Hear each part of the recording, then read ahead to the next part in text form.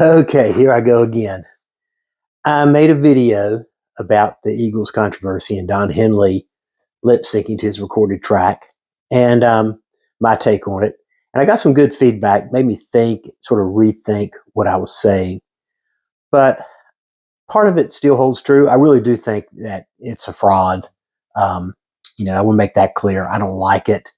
But I was thinking about concerts in general and going to concerts. So I'm an older guy, I'm in my 60s. And I remember going to concerts, in the late 70s and all through the 80s and 90s.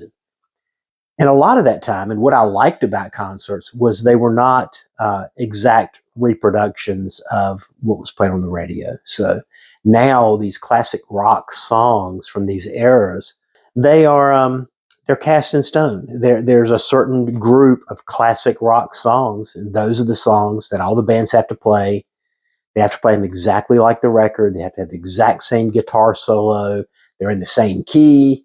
Some guys will lower the key, but some guys are still trying to do the same key. And I think that partly leads to Don's problem. That's just so different than the concert. So when these bands were new and we go see the concert, the guitar solos a lot of times would be different. I mean, they would pay homage. Even Eddie Van Halen, he didn't play everything exactly the same. I saw them. I was at Donington, by the way, in 1984, and I was stationed in England in the Air Force, and that was probably one of the best, if not the best, concert I've ever been to. But and I'm gonna jump around. Reminds me of the controversy Joe Satriani teaming up with Sammy Hagar to do classic, some kind of Van Halen a tribute tour. Well, immediately they come on. They come on probably with very little rehearsal, bang out some song immediately. Oh man, why did they pick Joe? He's a great guitarist, but he doesn't sound anything like Eddie. He's not playing it right. It's wrong. I'm like, why would you want to see that? And this is just me again. Why would I want to go see a concert of someone trying to exactly play like Eddie Van Halen? I saw Eddie Van Halen, fortunately. So if I wanted to see that, maybe I'd go see a tribute band where the guys actually dress up and they try to be just like Eddie Van Halen. To me, that's not, I guess you call that a tribute, but that's not what I would look for. I would not look for that from guys like Joe Satriani or Hagar or if David Lee Roth toured.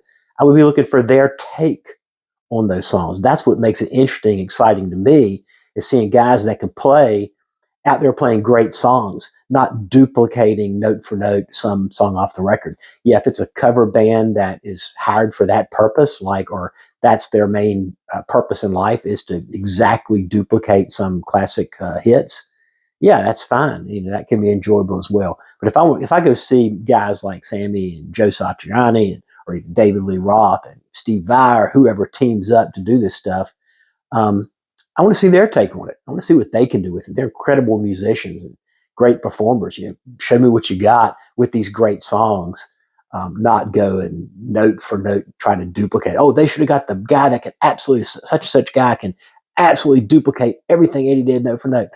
Who cares? There's in every town there's a dozen people that can play exactly what Eddie played note for note right off the record. There's guys that have spent their whole life just studying and learning and doing that. That's not that interesting to me. What's interesting to me is somebody else's take, it's variety and variation. And I think that's part of the problem with live music in 2024 is that so much of the fan base, especially boomers, and I'm in that category. I don't feel like I belong in that category as far as musical taste goes, but they want to hear the classic hit that they heard when they were 16, played exactly the same way, sounding exactly the same way, even though when they were 16, had they went to a concert, I don't know about the Eagles were pretty specific and pretty detailed. Somebody like the Eagles or Pink Floyd, you're probably going to get really, really close to their recorded version because that's going to be what they're trying to do. But a lot of bands would have been more like jam bands.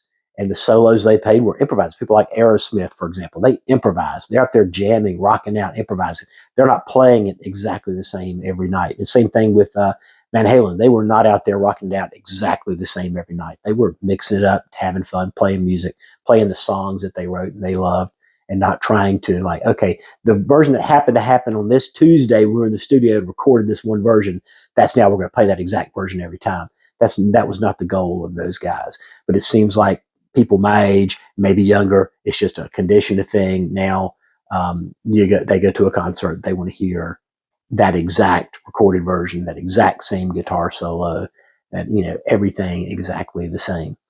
That to me, it's kind of sad. I don't see it changing. And I've got friends, I go to concerts with friends, and I keep my mouth shut. I bite my tongue because every time I go to a concert, half the group is like, oh, they really sucked. He just didn't really sound right or whatever. And that's, the guy's 70 years old, man. He's not going to sound like when he was 25. Nobody is. So it's just an unreasonable expectation.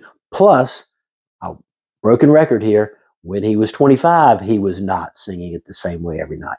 He was not singing that specific recorded version from that one day or week when they recorded that record.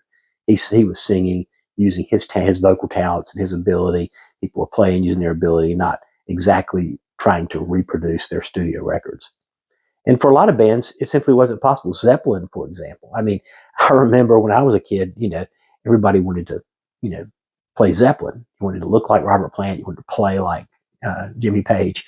So sit down with those records. I'm going to learn this record. You sit down. Whoa. All of a sudden you realize, wow, there's a 12-string guitar, a 6-string guitar, a Les Paul, whatever, all these layers of guitars, and there's no way you could play. So you learn. Well, this is the part I like. You learn it, and you play it for buddies. That don't sound right, man. That just don't sound right. Like, oh yeah, there's 6 guitars laid on that record. I'm picking what I like the best. Well, yeah, it don't sound right. But then Jimmy Page, he gets to choose when he'd play live. He would get to choose which parts he wanted to play. And it was fine because he was Jimmy Page. It was a celebrity event. So I'm not sure if people have really changed so much. Back then, even if it was the celebrity doing it, it was fine. If you were trying to do what they were doing, well, if you couldn't emulate 6 guitars playing at once by yourself, well, then, you sucked. So there was that. Okay, that's what I got this time. Thanks for listening. Bye.